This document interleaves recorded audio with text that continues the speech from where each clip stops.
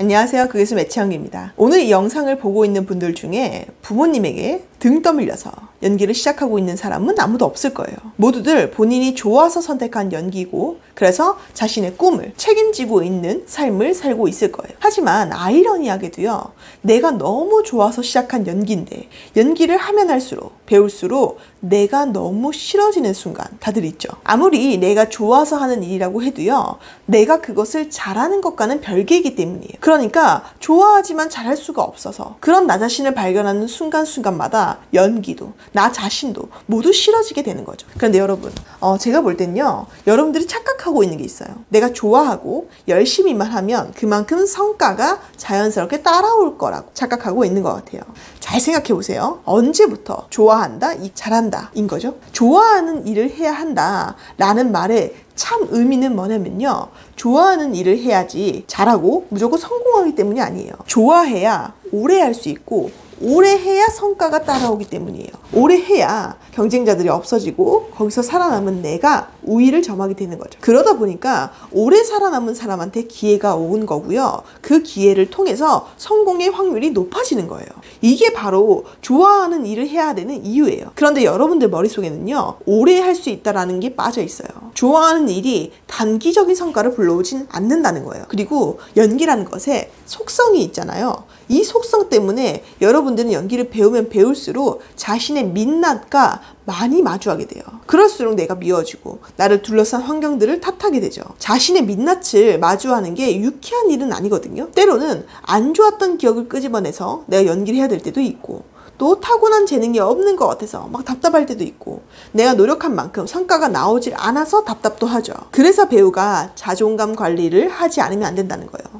왜냐면 자신을 갉아먹을 일이 너무 많기 때문이에요. 하지만 이럴수록 본인이 연기를 하는 이유, 연기의 어떤 순기능, 긍정적인 측면을 다시 생각해 보세요. 살면서 자신이 좋아하는 일을 깨닫고 그것을 배우고 경험하면서 사는 사람이 몇 명이나 될까요? 내가 이 일을 하면서 시간 가는 줄 모르고 빠져들고 막 몰입하는 경험을 해본 사람들이 몇 명이나 될까요? 또 연기를 배우면서요, 여러분들은 나에 대해서 알게 되고 타인에 대해서 알게 되고 세상에 더 많은 관심을 가지게 돼요. 만약 여러분들이 연기를 배우지 않았더라면요, 나를, 타인을, 이 세상을 이렇게 깊이 있게 바라보지 않았을 거예요.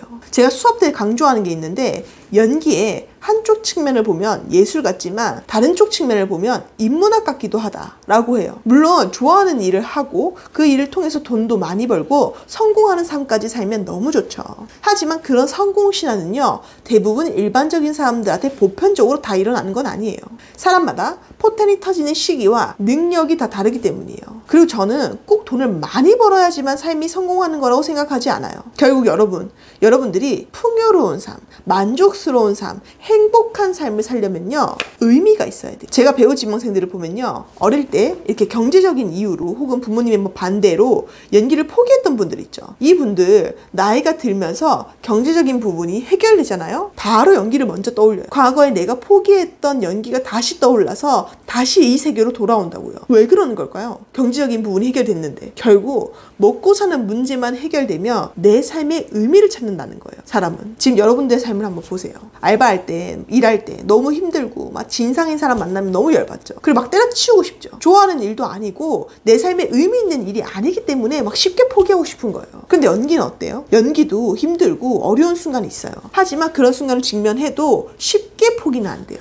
왜냐면 나한테 의미가 있기 때문이에요. 그래서 결국에는 힘들어도 고통스러워도 내가 좋아하니까 참게 되고, 참게 되니까 오래 하게 되는 거예요. 그렇게 하다 보면 성과가 따라올 거고요, 그렇게 해야 의미가 있고 행복한 삶을 살 수 있다고 생각해요. 그래서 좋아하는 일을 해야 한다 라고 생각을 해요. 여러분들이 지금은 배우 지망생의 신분으로 연기를 배우고 있잖아요. 저는 여러분들이 연기를 배운다는 게 단순히 돈을 벌고 유명한 배우가 되고 내가 배우라는 직업을 가진다 라고만 생각하지 않았으면 좋겠어요. 연기의 순기능이 너무 많아요. 그래서 연기에 제대로 빠지잖아요. 다른 학문이 재미가 없어요. 공부가 할수록 끝이 없고요, 늘 새로운 발견이 있기 때문이에요. 그 연기는 직업적으로 무언가 도움이 안 돼도 개인적으로 나한테 굉장히 도움이 되는 부분이 많아요.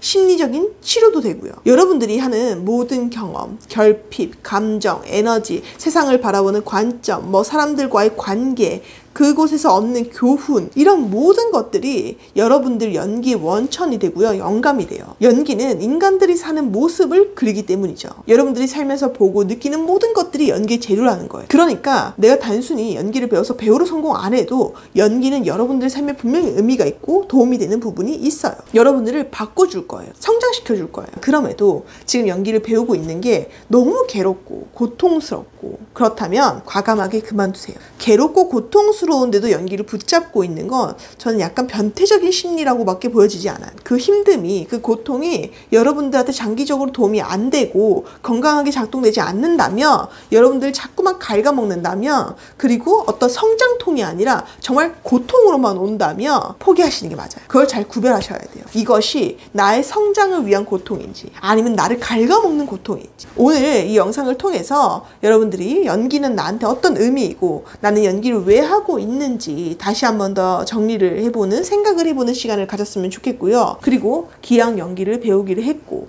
배우로서 이루고 싶은 의미가 있다면, 그리고 또 지금 돈과 시간을 연기에 쓰고 있다면 제대로 올인해서 빡세게 해보셨으면 좋겠습니다. 그래야 여러분 자기 자신에 대해서 깨닫든 세상을 바라보는 어떤 시선이 바뀌든 새로운 꿈을 찾든 뭔가 제대로 된 인생의 피드백을 얻을 수 있을 거예요. 그리고 구독자가 벌써 2,000명이 다 돼가요. 정말 감사합니다. 제가 뭐 특별하게 하는 것도 없는데, 이렇게 광고나 이런 것도 전혀 하지 않는데 이렇게 야금야금 2,000명이나 되는 어떤 잠재적인 저의 랜선 제자들이 생긴 것 같아서 너무 좋고요. 너무 감사하고, 제가 그런 분들한테 하나 혜택을 드리고 싶어요. 큰 건 아니고요. 제가 아래 영상에 구글 설문지를 첨부를 해둘게요. 이제 그곳에서 여러분들이 궁금하거나 알고 싶은 이야기 혹은 여러분들의 고민, 이런 것들을 주제를 남겨주시면 제가 그 주제를 가지고 간략하게 영상을 그 주제에 맞게끔 또 찍어서 올려보든지 아니면 그것을 통해서 Q&A를 하든지 하는 시간을 한번 더 가져보겠습니다. 그래서 궁금한 게 있거나 지금 고민되는 게 있다면,